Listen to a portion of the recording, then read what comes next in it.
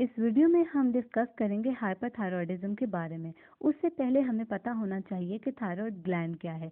ये एक endocrine gland है जो कि आपके ट्रेकिया के एंटीरियरली प्रेजेंट होता है और इसका फंक्शन थायराइड हार्मोन की सिंथेसिस होता है जो कि T3 और T4 होते हैं और इन थायराइड हार्मोन्स को कंट्रोल करता है TSH। ये TSH एंटीरियर पिट्यूटरी से रिलीज होता है। हाइपरथायरॉयडिज्म वो कंडीशन होती है जिसमें T3 और T4 का लेवल ज़्यादा हो जाता है और नेगेटिव फीडबैक मैकेनिज्म के थ्रू TSH का लेवल कम हो जाता है। सबसे पहले हम डिफ्रेंशिएट करेंगे हाइपरथायरॉयडिज्म को थायरोटॉक्सिकोसिस से। हाइपरथायरॉयडिज्म वो कंडीशन होती है जिसमें थायराइड हार्मोन्स की प्रोडक्शन ज़्यादा हो जाती है थायराइड ग्लैंड से, जबकि थायरोटॉक्सिकोसिस एक बायोकेमिकल और फिजियोलॉजिकल मैनिफेस्टेशन होती है हाइपरथायरॉयडिज्म की, जिसमें ब्लड में थायराइड हार्मोन्स का लेवल ज़्यादा हो जाता है इररिस्पेक्टिव ऑफ द सोर्स। इसको फर्दर अंडरस्टैंड करने के लिए ये डिफरेंट कंडीशंस हैं जिसमें हाइपरथायरॉयडिज्म होता है और दूसरी कंडीशन जिनमें थायरोटॉक्सिकोसिस होती है अदर देन हाइपरथायरॉयडिज्म। हाइपरथायरॉयडिज्म में सबसे कॉमन कॉज आ जाती है ग्रेव्स डिसीज़ की, जो कि एक ऑटो इम्यून डिसीज़ है और इसमें ऑटो एंटीबॉडीज प्रोड्यूस होती हैं और 70% ऑफ हाइपरथायरॉयडिज्म ग्रेव्स डिसीज़ की वजह से होता है। दूसरी कंडीशन हमारे पास गॉइटर आ जाती है जो कि डिक्रीज आयोडीन इनटेक की वजह से होती है और third is toxic adenoma. Thyrotoxicosis में 3 थायरॉयडाइटिस आते हैं, सब एक्यूट थायरॉयडाइटिस, साइलेंट थायरॉयडाइटिस और पोस्टमार्टम थायरॉयडाइटिस। सब एक्यूट थायरॉयडाइटिस पेनफुल होता है और एक ग्रैनुलोमेटस इन्फिल्ट्रेशन की वजह से होता है, जबकि साइलेंट थायरॉयडाइटिस पेनलेस होता है और ये लिम्फोसिटिक इन्फिल्ट्रेट्स की वजह से होता है। एक इम्पॉर्टेंट कंडीशन होती है थायरोटॉक्सिकोसिस रेस्टिशिया। इसमें थायराइड हार्मोन्स ज़्यादा थायराइड ग्लैंड की वजह से नहीं होते, इसमें आप के पास एक्सेसिव इनटेक हो जाता है एग्जोजेनस थायराइड का इन द फॉर्म ऑफ लीवोथायरॉक्सिन, तो उसकी वजह से थायराइड हार्मोन्स का लेवल ज़्यादा हो जाता है। बाकी आ जाता है ectopic functioning of the thyroid, struma ovarii या कोई ट्रोफोब्लास्टिक ट्यूमर या metastatic follicular carcinoma. Coming to the scenario, तो उसमें सबसे पहले हम डिस्कस करना चाहेंगे कि पेशेंट हमारे पास प्रेजेंट किस तरह से होता है। पेशेंट आपके पास आएगा, वो कहेगा कि मेरा जो है 3-4 महीने से वेट लॉस हो रहा है डिस्पाइट ऑफ द फैक्ट कि मैं प्रॉपर डाइट ले रही हूँ। मुझे बहुत ज़्यादा टैकीकार्डिया होता है, पैल्पिटेशंस होती हैं, ट्रेमर्स होता है, मैं हर वक्त एंशियस और इरिटेबल फील करती हूँ और इसके अलावा मुझे हीट इंटॉलरेंस होती है, गर्मी बर्दाश्त नहीं होती और इमोशनल इनडिस्टर्बेंस है, जीआईटी प्रॉब्लम्स भी हैं, डायरिया भी रहता है और अब आहिस्ता आहिस्ता मेरी आंखें जो हैं वो स्वेल करती जा रही हैं। तो इन कंडीशन के साथ पेशेंट आएगा। इसके लिए मैंने यहाँ पे एक निमोनिक बताया है जिसमें S stand for sweating, W for weight loss, E for emotional disturbance, A for appetite, T for tremor, I for irritability, N for nervousness and G for GIT problems। बाकी ये illustrations हैं जिसमें ये represent कर रहा है tachycardia को। This is increase in your blood pressure, but usually नहीं है कि ब्लड प्रेशर हमेशा ज़्यादा हो। ये एंशियस फील कर रहा है, there is heat intolerance, there is weight loss. Important बात यहाँ पे मैं आपको बताना चाहूँगी इसकी, in hyperthyroidism oligomenorrhea is present and in hypothyroidism usually menorrhagia यानी in excessive menstruation is present। तो इनका इन्वर्स रिलेशन है इस डिजीज़ में। लाइक हाइपर में कम मेंस्ट्रुएशन होती है और हाइपर में जो हाइपो में जो है वो ज़्यादा होती है। ठीक है, दिस इज रिप्रेजेंटिंग द आई जिसमें लिड लैग होती है और लिड रिट्रैक्शंस होती हैं और ये जो होती है बेसिकली ग्लाइकोज अमाइनो ग्लाइकेन्स की डेपोजिशन की वजह से या फैट की इन्फिल्ट्रेशन की वजह से होती है।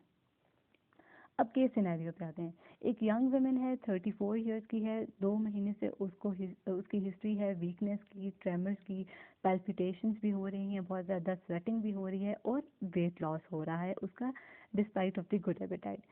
वो ये बताती है कि जब वो धूप में जाती है तो उसको बहुत ज़्यादा अनकंफर्टेबल फील होता है हॉट एनवायरनमेंट में, वो हीट को बर्दाश्त नहीं कर सकती और जब एग्जामिनेशन करते हैं तो उसका टेम्परेचर नॉर्मल है लेकिन उसकी पल्स 120 बीट्स पर मिनट है। नॉर्मल पल्स हमारे पास 70 to 100 बीट्स पर मिनट होती है और ब्लड प्रेशर उसका 170/60 है जो कि नॉर्मल है, ब्लड शुगर भी नॉर्मल है। तो आपकी डायग्नोसिस क्या होंगी, डिफरेंशियल डायग्नोसिस क्या होंगी, इन्वेस्टिगेशन क्या होंगी और ट्रीटमेंट क्या होगा।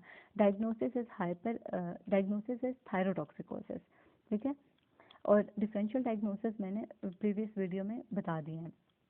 फिर अब आ जाते हैं इन्वेस्टिगेशंस पर। तो दो तरह की इन्वेस्टिगेशंस होती हैं, एक लैब इन्वेस्टिगेशन और दूसरी रेडियोलॉजिकल। कोई भी पेशेंट थायराइड ग्लैंड की किसी भी कंप्लेंट के साथ आए तो आप उसको जो है टीएफटीज कराते हो। अगर आपकी लीड कर रहे हो हाइपर की तरफ या हाइपो की तरफ, दोनों केसेस में हम टीएफटीज करेंगे, जिसमें सबसे ज़्यादा सेंसिटिव होता है टीएसएच का लेवल। हाइपरथायरॉयडिज्म है तो T3 T4 ज़्यादा हो जाएंगे और टीएसएच कम हो जाएगा। सेकेंड जो है वो थायराइड ऑटो एंटीबॉडीज़ होती हैं, क्योंकि ग्रेव्स डिसीज इसकी बहुत कॉमन मैनिफेस्टेशन है, तो उसको रूल आउट करने के लिए या उसको फाइंड आउट करने के लिए आप थायराइड ऑटो एंटीबॉडीज़ का टेस्ट करा लेते हो। Third thing is radio active iodine Uptake. अब रेडियो एक्टिव आयोडीन अपटेक में चार इंपॉर्टेंट बातें आती हैं। जब इंक्रीज अपटेक होल ग्लैंड में हो इन द डिफ्यूज फॉर्म तो वो ग्रेव्स डिसीज होता है। जब इंक्रीज अपटेक एक सॉलिटरी नोड्यूल में हो, एक हॉट स्पॉट आपको नजर आए, तो वो टॉक्सिक एडिनोमा होता है। अगर low patchy uptake within nodules हो तो मल्टी नोड्यूलर गॉइटर होता है, और अगर इन सब में तो फिर भी अपटेक है, लेकिन अगर डिक्रीज अपटेक आ रहा है तो वो फिर थायराइडाइटिस में होता है। रेडियो एक्टिव में आप अल्ट्रासाउंड स्कैन करा लेते हो, आप उसमें डिफरेंट, आप उसमें उसका साइज़ वगैरह भी देख सकते हो, सीटी स्कैन करा सकते हो, एक्सरे में भी आप साइज़ वगैरह देखते हो और देखते हो कि कहीं वो स्वॉलिंग में प्रॉब्लम वगैरह तो नहीं कर रहा। और फिर fourth one is isotopic scanning. Treatment में आए तो हमारे पास इसके तीन मेन ड्रग्स हैं जो कि एंटी थायराइड ड्रग्स कहलाते हैं। उसमें कार्बिमाजोल, मेथिमाजोल और प्रोपाइलथायोयूरेसिल होता है।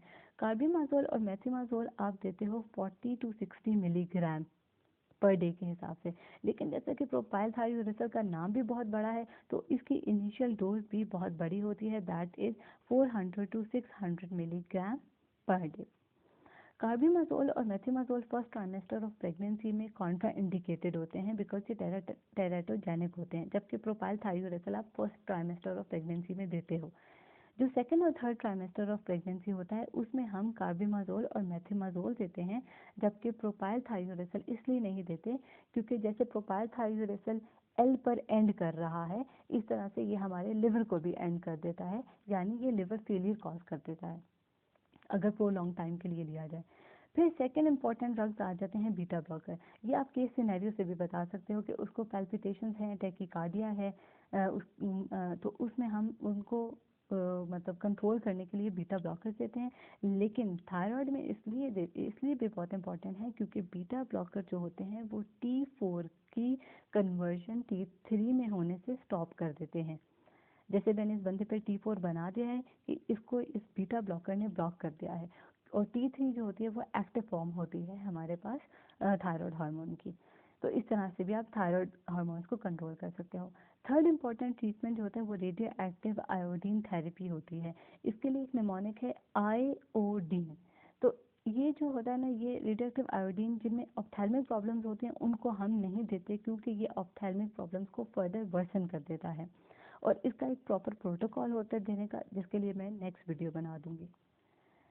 फिर मेडिकल ट्रीटमेंट तो हो गया, अब सर्जिकल ट्रीटमेंट पे आते हैं। तो उसके लिए हम थायरॉयडेक्टमी करते हैं। उसकी तीन टाइप्स होती हैं हमारे पास, लोबेक्टमी, सब टोटल थायरॉयडेक्टमी और टोटल थायरॉयडेक्टमी। सर्जरी के जो सिनेरियोज आते हैं उसमें सबसे कॉमन क्वेश्चन होता है कि उस सर्जरी की कॉम्प्लिकेशंस क्या हैं। तो एक तो ये है कि हमारे पास थायराइड और पैराथायरॉयड जो होता है उसकी इनसफिशिएंसी हो जाएगी। दूसरा ब्लड से रिलेटेड है, एक टेंशन हीमाटोमा है और दूसरा थायराइड स्ट्रॉम है।